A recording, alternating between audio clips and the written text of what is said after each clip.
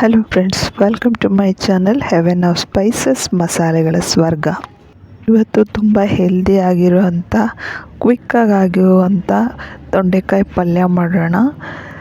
ತಿನ್ನೋದಕ್ಕೂ ತುಂಬ ರುಚಿಯಾಗಿರುತ್ತೆ ಮತ್ತು ಕ್ವಿಕ್ಕಾಗಿ ಕೂಡ ಆಗುತ್ತೆ ಮತ್ತು ಆರೋಗ್ಯಕ್ಕೆ ಕೂಡ ತುಂಬ ಒಳ್ಳೆಯದು. ಇದು ನೋಡೋದಕ್ಕೆ ಸೌತೆಕಾಯಿ ಥರ ಇರುತ್ತೆ, ಬಟ್ ತುಂಬ ಚಿಕ್ಕ ಸೈಜಲ್ಲಿರುತ್ತೆ. ಬನ್ನಿ ಶುರು ಮಾಡೋಣ. ಹೇಗೆ ಮಾಡೋದು ಅಂತ ನೋಡೋಣ. ನೋಡಿ, ತೊಂಡೆಕಾಯಿ ಒಂದು ಬೆರಳು ಸೈಜಲ್ಲಿರುತ್ತೆ. ಇದು ನೋಡಲಿಕ್ಕೆ ಸೌತೆಕಾಯಿ ಥರನೇ ಶೇಪಲ್ಲಿರುತ್ತೆ. ಸ್ವಲ್ಪ ಕರಿಬೇವು, ಕೊತ್ತಂಬರಿ, ಒಂದು 5ರಿಂದ 6 ಚಿಕ್ಕ ಸೈಜ್ ಟೊಮೊಟೊ ತೊಗೊಂಡಿದ್ದೀನಿ. ಒಂದು 3ರಿಂದ 4 ಈರುಳ್ಳಿ ತೊಗೊಂಡಿದ್ದೀನಿ. ಒಂದು 3ರಿಂದ 4 ಸ್ಪೂನು ಹಸಿ ಕೊಬ್ಬರಿ ತುರಿದಿಟ್ಕೊಂಡಿದ್ದೀನಿ. ನಾನು ಹೇಳಿದ್ನೆಲ್ಲ ನೋಡೋದಕ್ಕೆ ಸೌತೆಕಾಯಿ ಥರ ಇರುತ್ತೆ ಅಂತ. ನೋಡಿ, ಒಳಗಡೆ ಈ ಥರ ಇರುತ್ತೆ.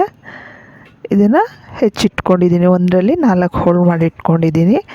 ಹಾಗೆ ಈರುಳ್ಳಿನ ಕೂಡ ಸಣ್ಣದಾಗಿ ಹೆಚ್ಚಿಟ್ಕೊಂಡಿದ್ದೀನಿ. 1 ಚಮಚದಷ್ಟು ಶುಂಠಿ ಬೆಳ್ಳುಳ್ಳಿ ಪೇಸ್ಟು, ಒಂದು ಸ್ವಲ್ಪ ಟೊಮೊಟೊ ತೊಗೊಂಡಿದ್ನಲ್ಲ, ಆ ಟೊಮೊಟೊ ಸಣ್ಣದಾಗಿ ಹೆಚ್ಚಿಟ್ಕೊಂಡಿದ್ದೀನಿ. ಕರಿಬೇವು, ಕೊತ್ತಂಬರಿ ಕೂಡ ಹೆಚ್ಚಿಟ್ಕೊಂಡಿದ್ದೀನಿ.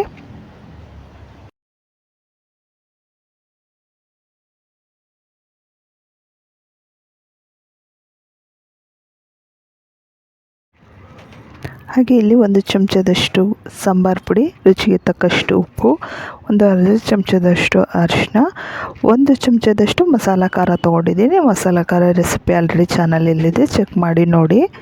ಇಲ್ಲಿ ಒಂದು ಪಾತ್ರೆಯಲ್ಲಿ 2 ಚಮಚದಷ್ಟು ಆಯಿಲ್ನ ಕಾಯೋದಕ್ಕೆ ಇಟ್ಟಿದ್ದೀನಿ. ಅದಕ್ಕೆ ಒಂದು ಸ್ವಲ್ಪ ಸಾಸಿವೆ ಹಾಗೆ ಜೀರಿಗೆ ಹಾಕೊಳ್ಳೋಣ. ಇದು ಕಾದ ನಂತರ ಇದಕ್ಕೆ ಕರಿಬೇವು, ಹಾಗೆ ಒಂದು ಅರ್ಧ ಚಮಚದಷ್ಟು ಏನು ಶುಂಠಿ ಬೆಳ್ಳುಳ್ಳಿ ಪೇಸ್ಟ್ ತೊಗೊಂಡಿದ್ವಲ್ಲ, ಅರ್ಧದಿಂದ 1 ಚಮಚದಷ್ಟು ಅದನ್ನು ಹಾಕೊಳ್ಳೋಣ. ಹಾಕ್ಕೊಂಡು ಚೆನ್ನಾಗಿ ಕೈ ಆಡಿಕೊಂಡು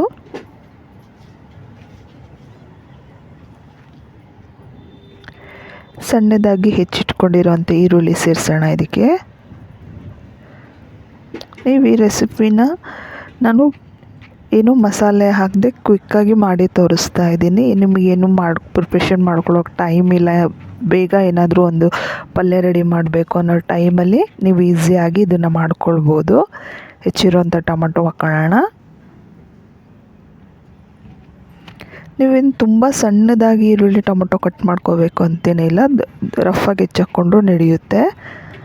ನೋಡಿ, ಚೆನ್ನಾಗಿ ಮಿಕ್ಸ್ ಮಾಡ್ಕೊಳ್ಳೋಣ. ತೊಳೆದು ಕ್ಲೀನ್ ಮಾಡಿ ಹೆಚ್ಚಿ ಇಟ್ಕೊಂಡಿರೋವಂಥ ತೊಂಡೆಕಾಯಿನ ಇದಕ್ಕೆ ಸೇರಿಸೋಣ. ನೀವು ಈ ರೆಸಿಪಿನ ಮಸಾಲ ಹಾಕಿ ಕೂಡ ಮಾಡ್ಬೋದು. ನಾನು ಕ್ವಿಕ್ಕಾಗಿ ಆಗೋದನ್ನು ತೋರಿಸ್ತಾ ಇದ್ದೀನಿ. ಮುಂದೊಂದು ದಿನ ಖಂಡಿತ ಮಸಾಲ ಹಾಕಿ ಕೂಡ ನಿಮಗೆ ಮಾಡಿ ತೋರಿಸ್ತೀನಿ.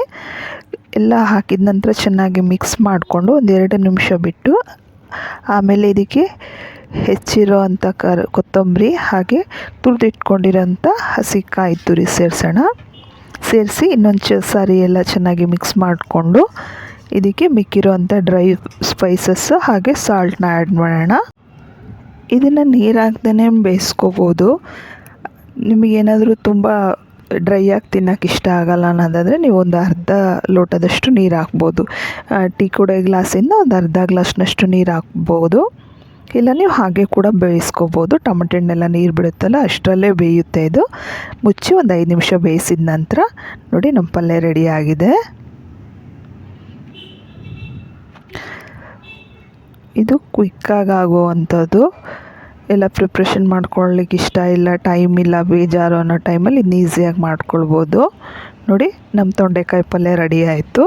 ಬೇಯೋದಕ್ಕೂ ಏನು ತುಂಬ ಟೈಮ್ ತೊಗೊಳಲ್ಲ. ಜೊತೆಗೆ ಬಾಳೆಕಾಯಿ ಪಲ್ಯ ಮಾಡ್ಕೊಂಡಿದ್ದೀವಿ. ಹಾಗೆ ಬೇಳೆ ಮತ್ತು ವೆಜಿಟೇಬಲ್ಸ್ ಹಾಕಿರೋಂಥ ಸಾಂಬಾರು, ಜೋಳದ ರೊಟ್ಟಿ ರೆಸಿಪಿ ಆಲ್ರೆಡಿ ನನ್ನ ಚಾನಲಲ್ಲಿದೆ ನೋಡಿ. ನಮ್ಮ ಮಧ್ಯಾಹ್ನದ ಊಟ ರೆಡಿ ಆಯಿತು. ನಾವೆಲ್ಲ ಊಟಕ್ಕೆ ಹೋಗ್ತಾ ಇದ್ದೀವಿ. ನೀವು ಕೂಡ ಮನೆಯಲ್ಲಿ ಮಾಡಿಕೊಂಡು ಹೇಗೆ ಅನ್ನಿಸ್ತು ಅಂತ ಕಮೆಂಟ್ ಸೆಕ್ಷನಲ್ಲಿ ಹಾಕೋದು ಮರಿಬೇಡಿ. ವಿಡಿಯೋ ನೋಡಿದ್ದಕ್ಕೆ ಧನ್ಯವಾದಗಳು.